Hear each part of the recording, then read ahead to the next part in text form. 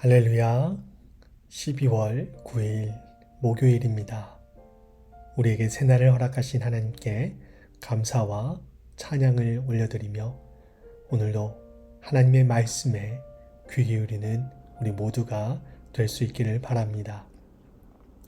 오늘 저들에게 주신 하나님의 말씀은 사사기 19장 22절에서 30절까지의 말씀입니다.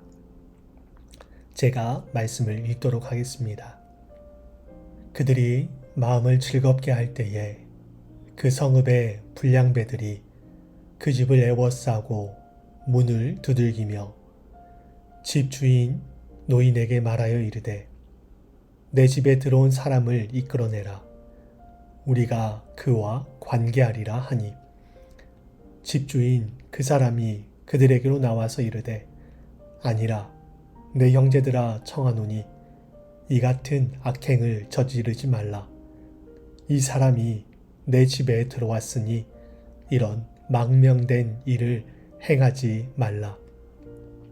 보라, 여기 내 처녀딸과 이 사람의 첩이 있은즉 내가 그들을 끌어내리니 너희가 그들을 욕보이든지 너희 눈에 좋은 대로 행하되 오직 이 사람에게는 이런 망령된 일을 행하지 말라 하나 무리가 듣지 아니하므로 그 사람이 자기 첩을 붙잡아 그들에게 밖으로 끌어내매 그들이 그 여자와 관계하였고 밤새도록 그 여자를 능욕하다가 새벽 미명에 놓은지라. 동틀 때에 여인이 자기의 주인이 있는 그 사람의 집문에 이르러 엎드러져 밟기까지 거기 엎드러져 있더라. 그의 주인이 일찍이 일어나 집문을 열고 떠나고자 하더니 그 여인이 집문에 엎드러져 있고 그의 두 손이 문지방에 있는 것을 보고 그에게 이르되 일어나라 우리가 떠나가자 하나 아무 대답이 없는지라. 이에 그의 시체를 나귀에 싣고 행하여 자기 곳에 돌아가서 그 집에 이르러서는 칼을 가지고 자기 첩의 시체를 거두어 그 마디를 찍어 12덩이에 나누고 그것을 이스라엘 사방에 두루 보내매 그것을 보는 자가 다 이르되 이스라엘 자손이 애굽 땅에서 올라온 날부터 오늘까지 이런 일은 일어나지도 아니하였고 보지도 못하였도다. 이 일을 생각하고 상의한 후에 말하자 하니라. 아멘. 오늘 본문을 읽다 보면 가슴 한켠이 먹먹해집니다. 특히 인권을 강조하는 지금 시대의 관점으로 본다면 더더욱 그렇지요.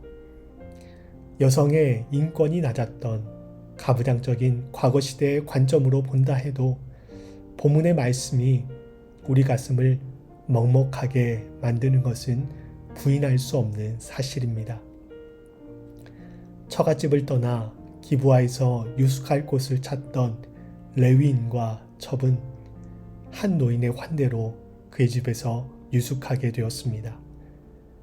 레위인은 노인과 함께 즐거운 시간을 보내며 쉼을 갖고 있었습니다.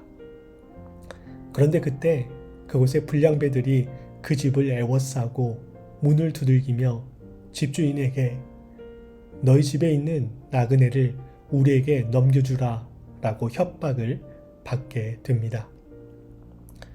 레위기 19장에서는 하나님께서 자신의 백성들이 어떻게 거룩한 삶을 살 것인가 라고 하는 구체적인 율법들을 말씀해 주셨습니다. 그 거룩한 삶의 핵심은 이웃사랑과 연약한 자들을 환대하라는 것으로 정리해 볼 수 있습니다.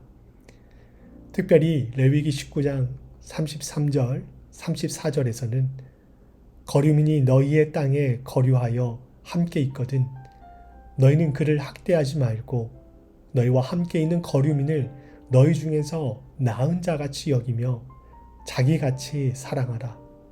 너희도 애굽 땅에서 거류민이 되었었느니라 라고 말씀하고 있습니다. 그런데 지금 기브아의 베냐민 지파 사람들은 어떤 모습을 보여주고 있습니까? 우선 나그네인 레위인과 첩을 환대하지 않았습니다. 환대하지 않은 것은 넘어갈 수 있다고 생각해 보겠습니다. 그런데 그것을 넘어 마치 창세기 19장에서 롯의 집을 둘러싼 소돔 사람들처럼 나그네에게 악행을 저지르려고 혈안이 되어 있습니다. 사도 바울은 로마서 16장에서 너희가 선한데 지혜롭고 악한데 미련하기를 원하노라 라고 말했는데 그의 말과는 정반대로 악한데 힘을 쓰는 모습을 보여주고 있습니다. 왜 이런 일이 일어났을까요? 바로 그들이 자기 소견대로 살았기 때문입니다. 지금 기브아 사람들의 모습은 자기 소견대로 산 삶의 결과물이라고 할 수 있습니다. 본디 이스라엘은 하나님의 말씀을 따라 살겠다고 하나님과 계약을 맺은 민족이었습니다. 하나님을 왕으로 모시고 살며 그분의 말씀을 따라 살아야 하는 민족이 바로 이스라엘입니다. 비록 사사시대에는 왕이 없었지만 보이지 않는 영원한 왕이신 하나님, 그분의 말씀을 따라야 한다는 사실은 변하지 않았습니다. 그러나 지금 사사시대 사람들은 그러지 않았지요. 이들이 하나님의 말씀을 따라 살았다면 레위인과 첩이 자신들의 성읍에 들어왔을 때 많은 사람들이 서로 자기 집에 들어와 유숙하라며 환대했을 것입니다. 그리고 지금과 같은 악행도 저지르지 않았을 것이고 누군가 이런 악행을 저지를 때에도 이에 대한 잘못을 말하며 이 악행을 막았겠지요. 그들은 하나님의 백성이었지만 하지만 하나님과 상관없는 삶을 살았습니다. 하나님과의 관계가 제대로 서 있지 않으니 이웃과의 관계도 제대로 세우지 못했다고 할 수 있습니다. 하나님과의 바른 관계는 우리의 시선을 이웃에게 향하게 합니다. 하나님의 풍성한 사랑은 그 사랑을 받아 누린 자의 손을 힘들고 지쳐있는 또 누군가의 도움이 필요한 연약한 이들 향해서 펼치도록 우리를 초대합니다. 그런데 지금 기브아 사람들은 그 사랑과 멀어져 있었습니다. 아니, 그 사랑을 거부하고 자신의 소견대로 욕망에 따라 살아가고 있는 것이지요. 이렇게 기브아의 불량배들이 노인을 협박하자 노인은 레위인을 보호하고자 처녀인 자신의 딸과 레위인의 첩을 그들에게 내어주고자 했습니다. 하지만 불량배들이 이를 거부하죠. 그러자 어떤 일이 일어났습니까? 레위인이 자신이 직접 자신의 첩을 불량배들이 있는 집 밖으로 내보내 버립니다. 앞서 말씀드린 것처럼 아무리 여성의 인권이 낮은 시대였지만 참으로 가슴 아프고 또 한편으로는 좀처럼 이해가 되지 않는 장면입니다. 동시에 인간의 잔혹함을 엿볼 수 있는 장면이지요. 이 여인은 여성으로 또 첩으로서 레위인의 권위에 순종해야 하는 상황에 놓여 있는 것이 사실입니다. 그렇지만 여기서 잠시 생각해 볼 것이 있습니다. 바로 권위에 대해서입니다. 권위가 무엇입니까? 권위를 가지고 있다라고 하는 것은 그 권위 아래에 있는 사람을 다스리는 것을 포함해서 그 사람을 보호하고 돌봐줘야 할 의무 또한 있음을 의미합니다. 그런데 레위인은 자신이 가지고 있는 그 권위를 가지고 자신이 보호하고 돌봐줘야 할 자신의 첩을 보호한 것이 아니라 도리어 그것을 가지고 자신을 보호하기 위해 힘없고 연약한 첩을 악한 자들에게 내어줘 버렸습니다. 그렇게 한 이유가 무엇입니까? 바로 자신을 지키기 위해서였지요. 세상은 자신이 가진 힘으로 자신이 가지고 누리고 있는 것들을 더욱 견고하게 하려고 애쓰고 이를 위해 힘없는 이들을 희생시킵니다. 이것이 세상의 모습이죠. 하지만 우리 예수님은 정반대의 모습을 우리에게 보여주셨고 우리 역시 그러한 삶을 살기를 원하십니다. 예수님은 가장 높은 권위, 가장 강력한 힘을 가지고 계셨지만 그것을 자신을 위해서가 아닌 우리를 사랑하시고 용서하시고 구원하시는 데 사용하셨습니다.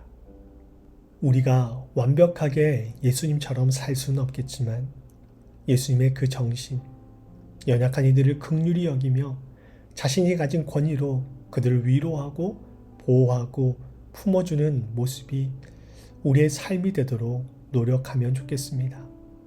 그것이 예수님께서 우리에게 바라시는 모습일 것입니다.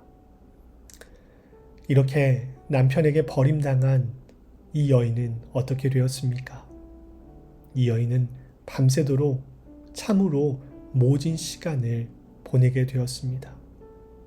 육체적으로 또 첩이지만 남편에게 버림받았다는 정신적 고통이 그녀를 더욱더 고통스럽게 만들었을 것입니다. 그리고 아침이 밝았습니다. 아침이 밝자 레위인은 집을 떠나려고 합니다. 문을 열고 나가자 문지방을 잡고 있는 첩을 보게 됩니다. 그리고 그 여인을 향해 아무 일도 없었던 것처럼 어서 일어나서 길을 떠나자 라고 무심하게 말을 합니다. 하지만 여인은 아무런 대답도 또 아무런 반응도 하지 않습니다. 그녀의 숨이 이미 끊어졌기 때문이죠. 레위인은 자신의 잘못으로 자신의 무책임함으로 첩이 죽었음에도 불구하고 성경에는 레위인이 어떤 슬픈 기색을 했는지 전혀 기록하고 있지 않습니다. 아마도 이 레위인은 슬퍼하지 않았을 것 같습니다. 만약 이 여인의 죽음에 대해서 슬퍼할 정도의 관계였다면, 그 정도의 마음을 품고 있었더라면 불량배들에게 자신의 첩을 내어주지도 않았겠죠. 어떻게 해서든 그 여인을 보호하려고 했을 것입니다. 첩의 죽음을 확인한 레위인은 그저 그녀의 시체를 나귀에 싣고 자기 집으로 돌아갑니다. 그리고 그곳에서 참으로 기괴한 일을 하지요.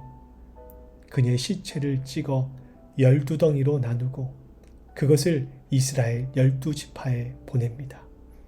그리고 이 기괴한 일의 결말은 이스라엘 12지파에 큰 파장을 불러옵니다.